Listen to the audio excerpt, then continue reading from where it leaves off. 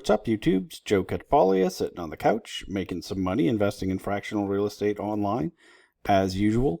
If you are a regular viewer, you know I've kind of been slacking lately, keeping up with everything going on in the Lofty ecosystem. Just been having a hard time staying on top of everything, just due to not feeling great. But I'm going to try to get back on it. But so this is going to be, I'm going to talk about a bunch of different topics, all related to Lofty. I have had a lot of people send me DMs or make comments in videos and whatnot, that, you know, why am I promoting Lofty? Because they're, you know, it's just a scam. They're a bunch of scammers. I just want to make sure it's clear. Like, I don't think that I'm particularly promoting anybody. I mean, if, you know, I definitely have good things to say about Mogul and Saul's Lot, you know, and other things from time to time, but it's not, I'm not saying, hey, go out and use this platform, right? I'm trying to just give you my honest opinion of it. I think anybody that's watched a lot of my videos knows I don't have a great opinion of Lofty. Yes, I am still making money on Lofty. I'm actually getting really good returns on most of my exits so far. But I do have money that's stuck, and I don't know when it's going to exit, right? And so I'm trying to tell you, you know, just give you a really clear picture of what's going on. So if you're watching these videos and you somehow are getting the impression that I'm telling you, you know, I'm promoting any of these things, I'm telling you should buy any particular property or on any platform, that's not my intention whatsoever. So before I forget, please like and subscribe. In the description of this video, I do have links to every site that I'm currently investing in fractional real estate online. Some of them will give you some money for investing. Some of them won't. Some will say that they're going to, and then a year might go by and you still might get it, might not get it. So, you know, do your own due diligence on any of those platforms that I have linked and any of the properties that you see on there. Also in the description to this video, I have a link to the Discord that I have set up. It's not a sales funnel. I'm not trying to, there's nothing in there, you know, trying to sell you anything. It is just a place for all of us to get together to talk about investing in fractional real estate on any platform. I've had tons of great discussions in there lately. Lots of them that I'm not even a part of because I've been sleeping way more than usual. And so I just tried to catch up, but a lot of people sharing useful info about properties on multiple platforms. And that's exactly what I'm looking for. So please, you know, feel free to go into the description of this video, click on the link, join that Discord, and, you know, share your thoughts. Okay. So back to what's going on Lofty. One, they recently did an update where they're matching limit orders with market orders, or market orders with limit orders. This is not as, it's a little clunky. They, you know, and they've said this themselves, you know, the way that it's executing is, if, you know, whatever they're using with their, you know, their program notices that there's a limit order out there that matches up with the market price, it goes and cancels the limit order, and then, you know, and then sells, you know, buys or sells through the market. They've mentioned this happens very slowly. So if you're just leaving limit orders out there, hoping to catch it when the market orders just dip real quick, that you'll probably miss it to the people that are actually sitting there sniping cheap tokens. So, you know, it's unfortunate. I thought, hey, this means I'm going to just put out more limit orders, and that when the market orders hit, that'll happen. Although it looks like I did actually get a couple sales of tokens that happened with. When they rolled this out, they had some sort of bug. And so several people ended up paying too much for tokens. They said they've fixed that bug, and that they have, what else did they do? And that they're either in the process or they're going to refund everybody who is affected. So, you know, sort of on par with how a lot of the stuff gets rolled out, but they either are trying to make it right or they did make it right. I'm not sure. You know, it is, they're definitely in the move. Well, they're not really in the move fast and break things. They're kind of in the move slow and break things business, which is kind of weird, right? Like they will wait a very long time for something like this, but then they still break it. So I'm not really sure. You know, I've never had any sort of tech job, so I don't know how hard any of this stuff is to do. I don't have this same experience on many other platforms, right? But anyway, it is. I think it's an improvement. It's not the seamless, perfect, okay, now I can just put limit orders out there and they're just going to catch those, the way that you can on other trading sites. But I think it is a step in the right direction. So that's great. They also lowered some of their fees on the buy side. So they got rid of the what is it called? The OR contribution when you buy. And they also said that they reduced their Lofty fee. This doesn't seem to be working right yet. Like if you look, this Lofty fee shows up as 5. This is 5% of this purchase price. This note says it's at 3%. I think that this is supposed to be 2.5. I think they reduced it, or maybe it was 3.5 and they reduced it to 3. I don't know. But so altogether, the purchase, the fees on the purchase, or including the OR contribution, it's a big reduction. Now, I'm not going to pull the trigger and buy this because it shows the wrong number. I posted this in the Discord. Jerry said, yep, we think that's just a UI bug. Somebody else had already mentioned it, apparently. He told me that. I thought that was nice of him to inform me that I'm not the only one who caught it. I don't know if that was like, hey, you should have known somebody else already caught it. I don't know. Anyway, it was... he was every time he's in the Discord, I think it's a fun time. But anyway, so I'm not going to be buying anything until they fix this, which is unfortunate, because there were some really deep discounts on stuff, and some of them maybe I will, even if, because the discount's big enough. I've only been buying with money that I have in the account. I did pull the trigger on a couple of things.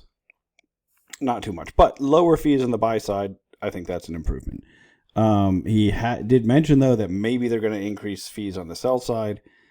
So that's not great, right? Like if you're someone who's going to both buy and sell tokens, it doesn't really help you moving it from one side to the other. If you're going to buy tokens and then push to sell in real life, then it does help us. So that's my dominant strategy, the one that I choose most often, right? So, or my preferred strategy. So I don't know. I guess that's a good thing in that case. I think partially they're, increasing the sell side fees gives them, it'll keep more people from leaving the platform, because it already just eats into your profit so much to sell. And if they make it even worse, I really think at a certain point, the fees should just come down across the board. Like it's just, it's a lot for just an electronic transaction that's not, especially where they've sort of, they've basically said we're not responsible for anything other than, we're just the marketplace, right? And so what are those fees really covering? It seems like at a certain point they should come down significantly on both sides, But anyway, lower buy side fees at the moment, and I don't believe they increased the sell side fees yet, so that's good news. Another thing that they did is they added this. So we've normally had this price chart, but they've now also added a yield chart.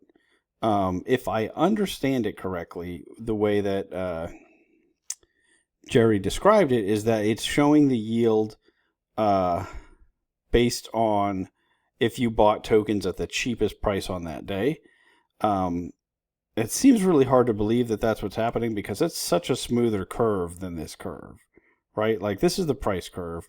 And if that's true, it doesn't really make a lot of sense that the yield curve over that same period of time is so much smoother, because the yield should be not really changing for a whole months at a time. But if the price is moving rapidly, you'd think that they'd look similarly erratic. So I'm not sure that I believe that this is working the way that they're saying that it is, just because math just makes that really hard to imagine. The other thing, though, if it is in fact working the way that they say it is, let's do this all as well. Yeah, see, it seems like it should jump daily as the price changes. That yield should change if it's really doing it based on if you bought at the cheapest price that day. The reason that becomes kind of a useful or a useless number is like it should be, maybe they're saying it's the yield if you bought it at the cheapest price today, but I don't think so. But that's what I think would be a useful number, right? Like if I saw, okay, compared to today's price, if someone had paid what I'm paying today, what would that yield have been over time? That's the really useful number, right? I don't care if the yield went way up because the price tanked. Like, that's useless to know. Like, I don't even understand why that would be. But when I read his description of what they did, that's what it sounds like they're doing, right? That they're saying, like, okay, the people who bought it that day and with that yield, what did that look like? Maybe I just misunderstood the way he wrote it, and it's what he's doing is actually comparing the yield to today's price. But that's really what would make sense, right? Okay, if I look at it, if I owned this at this is $39.72. If I had bought this at this price over the last year, what would my yields have looked like? Like, that's a really useful number to understand. What it looked like as the price shifted throughout there is, I mean, as close to a meaningless number as I could hope for or come up with, right? Like, so hopefully that they're not really doing that, but that's what it sounds like they are doing. And if that were the case, then you'd only see shifts in this on a monthly basis, right? Because the yield should only change once a month. So I kind of believe that. I really don't know. I don't know what they're doing. So, I mean, it's something. It's a step in the right direction. It's just not a very useful metric if it is measuring the yield at that point in time, right? Because what I really care about is compared to today's price, what would that yield look like? I don't care what it would look like compared to past prices because I don't have access to those past prices. So if I'm trying to use this information to make an investment decision, of course I just want to see what that historical yield would be based on what I'm paying today. Anyway, I think I've said that seven times and basically said the same thing. But I like that they're adding this, right? It's at least some new info that we can look at, that we can compare one property to the next. But again, if you have a lot of price action in one and not in the other, well, then it's not going to really be very useful. That's all I'm going to say about that. Okay, then to get to the bigger thing that was going on, if you were paying attention to the Lofty Discord last week, and I did mention this in one of the other videos I did, at some point in time, there was a number of people in the Discord mentioning, hey, Alec, who runs Waylick Property Management, who manages several of the Lofty's properties, they mentioned, okay, he took money out of a whole bunch of the ORs, was doing something related to his personal debt. Well, it wasn't really clear. He did a call last week and said, yes, I did this. I understand now it's something I shouldn't have done. So he, took responsibility saying that. Said he'd return all the money by today or Monday. It's actually past Monday now. It's late or Monday night, early Tuesday morning. But it said, we'll have all the money back. It looks like he did get all the money back. But this made a lot of people nervous. I think rightfully so, right? One of the things is I do think when we have money that the DAOs are holding, you want to know that that money's there. It's not being used for other things. People aren't taking risks with that money that we aren't aware of, right? And that we haven't authorized as the DAO. So I think, he sounded very dejected on the call he did. I think he really realizes, he lost some trust in the community. I really don't think he was intending to do something nefarious. I don't think he ever had plans to just take that money and use it on his own. I think he was, I don't exactly understand what he did, but, doing something to sort of reset his debt on his side, maybe. I'm not completely sure. But anyway, the money is back. This has led to some people voting for to replace him as property manager on a few properties. He actually even came out and said, "Look, I've been way busier than I thought I would be with all these. I'm not going to fight anybody who wants to take over any of them. I think some number less than the current number that I'm managing would be ideal." So I think that's a good thing. I think it's clear he learned a little bit about how difficult the property management business is, especially in some of these rougher markets. How a lot of these properties, no matter who because when a lot of the PMs were switching, especially from some of the sort of real world property managers, taking over from them, there's a lot of people that were like, oh, those managers are just trash. They do a poor job. And in some cases, I think it's true. But in a lot of cases, I think these are just homes in tough markets that, it's not that they're just putting any old tenant in there. It's that they're having a hard time getting tenants, right? And so it's either leave it vacant, or, take a chance on certain tenants. And that's I think, what happened quite a bit, if you want to, in order to fill them up. And I think it's clear a lot of the PMs, when they were taking over properties, or some of them anyway, really overestimated or underestimated how difficult it was going to be. And so I think it's good that he's going to give some back, or give some to some other people. Speaking of which, so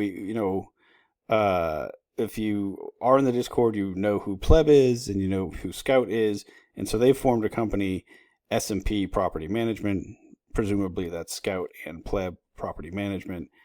I don't think it has anything to do with the Standard and Poor's, but I think it's kind of funny that they're the S&P. And I don't think they're Salt and Pepper either. I don't know. Anyway, they formed a property management company. They put out votes to take over a couple of properties, one of which is Garden Gate, which is a property that I always liked until they started doing some of the Bitcoin shenanigans, refinance, do, whatever we're going to do. But this one did get cheap. I bought into a little bit more. I think that it's very likely that they're going to win that vote to take over. And so I wanted to be involved and support that a little bit. I do think Lofty as a platform needs more and more people to be involved owners, if it's going to survive. And that's, one of the things I've talked about quite a bit. Like, the only reason Lofty will survive is not for, it's not that they don't do anything, right? The company, it's not that they don't do anything at all, but I think that they make a lot of decisions that have been really terrible for us as investors, and have led to lots of problems, and are really just counting on the community to come in and, and fix this. And I think one of the things that has been happening across the, a whole bunch of properties is we've been selling them, right? And I think getting the worst properties off the platform is necessary. And that reminds me. So, some of the ones that Alec had up for sale apparently sold, and he didn't let us know right away. And so that was another thing that really, I wasn't very happy about. And I think that, he said he just was trying to figure out, okay, he didn't know. Some of them were ones that he had paid taxes on, paid insurance on, needed to do the bookkeeping, to figure out what gets, sent out to us. This one, 1388 Penhurst Road, is one that I believe has already sold in real life, and now, we should be getting a distribution. When we get the details on that, I'm going to share it, because I think this is going to be my first actual loss on the platform. I think we got a terrible price on this one. I was someone, though, when he got the offer, I said, at this point we should just take whatever someone's willing to give us, because we had turned down offers in the past that were better, but that, were the property sat vacant with a hole in the roof and getting rain in it, and, a new round of squatters and all sorts of issues in between. And so this was, at a certain point in time, you have to just not get trapped in the sunk cost fallacy, right? Like, okay, we just need to get whatever we can out of it and move on. So I was glad to hear this is actually sold. Going to get some money back per token, but this is definitely going to be a loss for me. And so it'll be one of my first, or it will be my first actual loss on Lofty, that's been realized through a sale.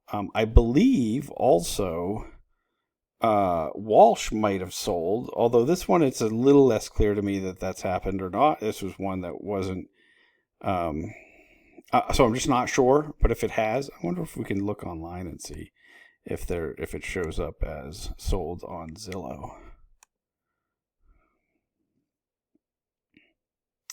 Off market. Well, okay, so maybe that's sold. I'm not sure. But anyway, that's another one that he's in charge of selling. Is my thing freezing? Yeah, it is. Okay, close that up. But I own a couple others that he's doing, and I think that I'm still not particularly worried about him being in charge. Uh, I don't think that it's a character issue. I think it's just some poor decisions, some um, not necessarily understanding what's the right thing to do as far as, especially because when one of the things he compared it to is like, well, Lofty, it just sort of moves funds around. And one of the things, whether or not that's true is tough to know, right? Because Lofty is just a black box. Like we don't get, and we know they have a lot of DAO funds, right? And this is the other thing. There's been a whole bunch of argument in the Discord between Lofty and Hungarian Pangos or something about the OR, and a lot of other people jumped in too. Because Lofty is holding the operating reserves for a whole bunch of properties, and it has their reporting of them to us has been very much less than stellar. There's been times where we've had properties that we thought had $10,000 in reserves, and all of a sudden we find out we have no cash, right? Maybe some of it is money that another property manager owes us, and Lofty is just listing that as a reserve, which is insane, right? Like it's an account receivable is not a reserve. Like reserves are cash we have on hand. Or they just had an error in their accounting, right? Like one of them, there was a huge change in how much we had, and it was like, oh no, we just had an accounting error.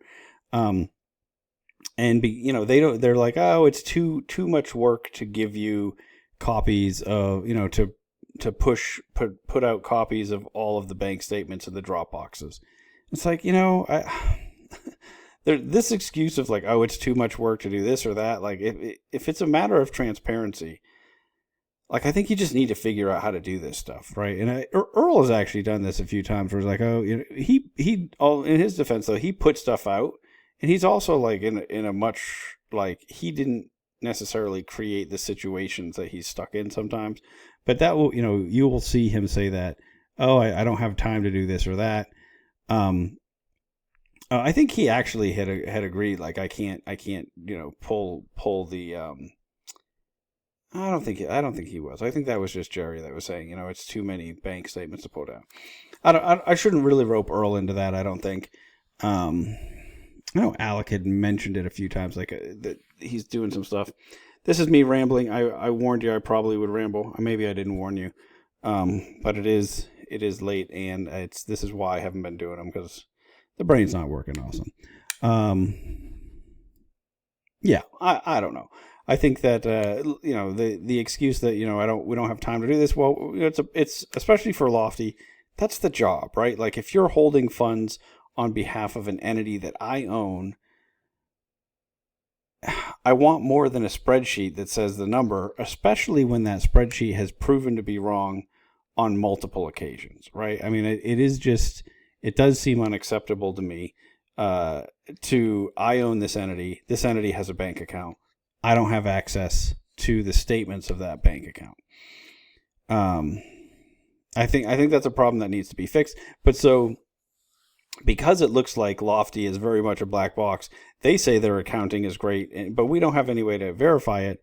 It just looks like, okay, that's a slush fund. Funds get moved around. However, this was sort of Alec's point where he's like, well, I thought as long as I'm sending the money where I'm supposed to, when I'm supposed to, it doesn't matter what I do with it in between. That was sort of what he was saying on the front end. And he's, mentions, hey, Lofty's doing this, and also mentioned that Earl does it. I don't know how much Earl does it or doesn't do, but I know that Earl does go through great lengths to try to account for most of this stuff by, having, like, that was the whole point of the Earl DAO, was to, show loans from one DAO to the next. And so I think he's actually doing a good job of papering everything, which is important, right? Like if we are actually moving money from one place to the next, there needs to be a loan, and it should be authorized, and there should be a vote. Although I think on that call, Earl said something about how, well, the money that comes from aligned property management, because it's for multiple properties, sometimes I don't know exactly what he's doing, but I think there might be a little bit of that going on among those properties because a line needs to get paid for certain things and they're paying. I'm not super sure about that though. So I'm gonna stop talking about that altogether. Um, I think, let me see, is that really everything that I wanted to talk about? Oh, and also it looks like Flagstaff Tim, also someone in the Discord, might try to take over management of, I think it's Coronet. Um, so I might buy some of that one too, just to kind of support these guys that are people that I interact with a lot on the Discord that I think will do a good job in these roles. Um, but so what one of the things that I think all of us who are invested on Lofty should think about is, do we want to keep our money on a platform that really only works if we're investing in the individuals that are running each property, right? Like, are we getting enough benefit from it being on Lofty at that point? Like, if I wanted to invest in deals with Tim, we could just go buy a place. It's not a big deal to have an attorney set up the paperwork for us. I mean, we're paying for that on Lofty anyway. We're already paying for the LLC. The accounting, we're already, the managers already having to do the accounting to get it to Lofty. So all Lofty is really doing is distributing it among owners, and making it easy if I want to sell, or buy in. But, if over time I just want to do this with a group of people who I know and like and trust anyway, which is something we've talked a lot about in the Discord about Lofty with a lot of different people. How, having hundreds of owners actually causes just a ton of headaches for the PMs. It causes, it's tough for us all to be on the same page and all want the same thing with the properties. It makes decisions slower. And so, if what makes more, so a lot of people have said, hey, it probably makes more sense for us to only have 6 or 8 or 10 investors in each deal. Or at least that many decision makers. But if we go and start to do such small number of people, what's Lofty really doing for us? I don't know. That's one of the things that I start to think about, right? Because I've been investing in real estate in real life for 20 years. It is something that is very easy to do with partners. It's easy to, and you don't have, I feel like Lofty creates more problems than it solves with the current product. We've just seen it over and over how their setup makes it very difficult. Virtually the vast majority of the properties are worth less as Lofty tokens than they are properties in real life, right? And that's why that's why the move of buying the tokens and selling the properties in real life works so well. Look at this. They all start at $50. You've got, all right, that's how many are above 50. And now look at how long we're going to scroll below 50. We're just destroying value by taking properties and putting them on Lofty. Now you can say, well, this is creating value for me because I can come in and buy these super cheap. But if I'm only making money because original investors on here lost money, it doesn't make a lot of sense. So that's one of the things I think that goes, a lot of us have discussed is like, well, what are they actually providing for us if we get to a point where, you're going to have, the only way it works is if you have managers that are only managing 3 or 4 properties. Okay, now I really need to vet every manager that I'm going to invest in. I have to vet every property because, I have to do underwriting on every property because they're not doing anything to try to pick, specific properties and make them good, right? They're going to list anything. Like, what are we actually getting out of it? Is really hard to figure out for someone who once you have this community of investors, right? Once you have 10 other people who might invest in a deal with you, why am I going to do it on here versus just, setting up an LLC in real life? And I don't know the answer to that. I mean, it does make the distribution of rent a little bit easier. It does make the sale, but if, where you can just sell immediately, but like you can sell it, yes, but you don't have the liquidity, right? Like, or yeah, if I bought these at 50 and I can sell immediately at 30, that's not exciting. If you're my partner in a deal and you want out, I'll buy you out at a 40% discount tomorrow every single time. Like, so that, I just don't really see, it's been interesting talking to a lot of the PMs that work with Lofty. I talked to Josh or, M1 on Fractional Friday. If you didn't see that, I think that's a kind of an interesting video to get his take on stuff. It is like, he came to the platform because he's somebody who invests in real life quite a bit, and he came to the platform thinking, okay, it's great to have that liquidity. And he's like, okay, well, that's not a real thing because you're not getting a bunch of sales at the par value. You're getting a bunch of sales. You might only get sales at a discount. So anyway, I think that there's two ways to go about, okay, if we think, okay, it doesn't make sense, right? Well, is it possible for all of us to put enough pressure on Lofty to get them to change it in such a way that it is actually a benefit to us? I don't know. I mean, it seems like it seems like Jerry's been trying a little bit more lately. It seems like his communication wise, but he still, it is very hard, it seems, for him to take accountability for problems in a way that most of us that I interact with think is useful for moving things forward.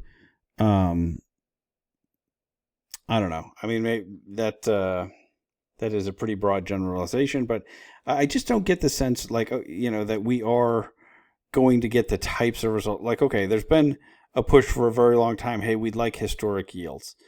But then we got this historic yield that I don't believe, and I could be wrong about what it's actually doing here.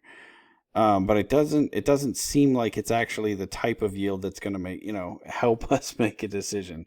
Or like, okay, we want lower fees, and okay, well, hopefully this gets fixed, and I think that it will. But then we're still stuck with this problem of it's just really open for grifters if that happens. And hopefully, Alec, if you're watching this, I'm not referring to you when I'm saying grifters, right? Like, the fact that you were able to move money off the platform means that somebody with ill intent could do it if they were in your position, right? I mean, I understand you put the money back, and like I said, I never thought that was his intention, even when I first heard it. But you just never know. Like, anybody who's going to manage these properties, like it becomes very difficult. I feel like that needs to be the service that Lofty provides, is forced transparency and some sort of control or cash management. I mean, I don't know, maybe not cash management, but some sort of forced transparency in a way that, as the DAOs they want to be a financial services company. Maybe Lofty sets up, Lofty Bank, where we actually, to be on the Lofty marketplace, your money has to be held in Lofty Bank. And we can log into our own DAO's bank account at any time with read-only access for investors in it, right? Like that's the sort of thing that would make it that they're providing some sort of service that's actually useful to us, right? But right now they're like, okay, hey, we made it so you can buy and sell these things.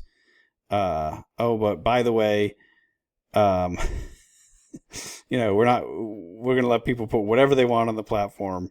And, run it however they feel. I don't know. I mean, you've heard me. I'm sure you guys have heard me rant about some of the other things that I think that they need to change. Um, I don't want to just complain about it though. I think that there are solutions, right? And I know some people think, okay, the solution is just we need some competitors to step into the space. I think that's perfectly legitimate, right? Like I honestly believe uh, that's possible, and hopefully that actually happens, that they do get some real competitors that are doing exactly what they're doing and just doing it well, and being really thoughtful about, okay, what is the service I'm providing to the investor and what is the service I'm providing to the seller that lists the property on the platform, because I don't think that they've really thought that through. uh because I think it at the moment it seems like it's not working for anybody, right? Like there's a lot of co-owners that are having problems, there's a lot of investors that are having problems, the PMs all seem fed up with the process. um Not all of it, it's just a mess, from every angle at the moment. And I think it comes from a really, well, I mean, quite a few different things. I mean, I think their tone with customer service is terrible. I think that and I get it, because I think they're getting attacked all day, every day. I think most of it is justified, but at a certain point, I can understand, just like, not. I can understand where the attitude comes from. Um, but yeah, I knew this was going to just be rambly. I just wanted to get a bunch of thoughts out about these. Um, I would like to have more discussions with people on, what can we do to continue to move things forward. I mean, one, I still think there's another 50 properties that we just should sell off of the platform, that they're just never going to work right. That they're in markets where uh, your your vacancy is too, your market level vacancy is just way too high to overcome, regardless of whether the property is owned in cash or not. Once you add, capital expenditures, property management, taxes, insurance, on top of large chunks of vacancy, on a regular basis, rough turnovers. There's a whole bunch of properties that just don't make sense as investment properties. And so I think as we move those off the platform, I think that's, going to help things. I think we really need to figure out a source of capital for DAOs. One, I mean, I think all of them need to have a larger reserve than they do. I think a forced or a structured capital call system needs to be put in place, where every single DAO, where it's handled the same way, it's in the operating agreement of the DAO. It's a requirement to be listed on the Lofty platform. If the DAO needs capital, this is how it's going to work. People can put, if everybody can contribute, pro rata, and then you're not diluted. But if some people choose not to contribute, then others get to contribute more, and okay, then it dilutes them. I mean, this is like a really, really a setup that I've seen over and over again in real life partnership agreements. You can also just do it where, instead of having it dilute them, where the partners that do put in more are just lending to the DAO at a set interest rate. That's another, but you pick an option and make it the standard, versus like trying to do these one-off, okay, what are we doing every time we need money? And then create a mechanism to make it so we can just do that, right? Okay, it's a capital call. We voted, yes, this is the amount. Bam, everybody with an account. Money is either taken out of it if there's not money available, or if you have your capital call checked yes or no, then all right, it comes out of your rents or however it works. But that's one of the things that we're continually seeing. That are all, we have all these cash starved properties. And just no simple way for, regular lenders don't want to lend to these DAOs, and rightfully so. I mean, I wouldn't lend to them. We've got the ULD, which Pleb is trying to rehabilitate at this point, and there's a vote out about that I think is interesting, and I'd like to see that actually work out. I know he's been spending a lot of time on it since, on the ULD, and trying to go through an audit of it and whatnot, for a long time. Did I pass it? No. But I don't think it's the solution, right? I think it is very cumbersome to do a bunch of these little loans, um, as they are, like these small, like $500 or $1,000 loans. I think really every property needs a much bigger OR, and it just needs to be it just needs to be, okay, if you own some of this, we're just contributing. We're going to create an OR in each one. I don't know. So I think that's something that has to happen. I think that they probably need to create additional guardrails around who can manage. What sort of background checks happen to them? Do they have to be licensed in their state? Because I think that would solve a lot of problems, right? If people who are licensed, to manage properties in their state, it's a lot easier to get them in trouble than people who aren't, right? And so using this, I know that everybody's using this sort of owner manager, not loophole, but safe harbor, right? I can own, because I'm an owner, I own one token, I can manage this. Well, I just don't think that's. I'd rather have someone that has a higher bar, a higher standard where, I think we should require they be actual property managers in the state that they're in. I think that's it gives us additional protections in a lot of states, because a lot of states have a specific fund that realtors pay into, for if you sue an agent or a property manager or any of the ones that pay into these different funds. And this varies by state, so it's not going to be everywhere. But if you sue them and they're E&O, and they're required to have errors and emissions insurance, if that insurance doesn't cover it, if they don't have the money, you oftentimes have the ability to collect from these funds that are paid into by all the license holders or all the or realtor members or something like that. I don't know. It varies by state to state how they handle this, but it typically does give some additional protections.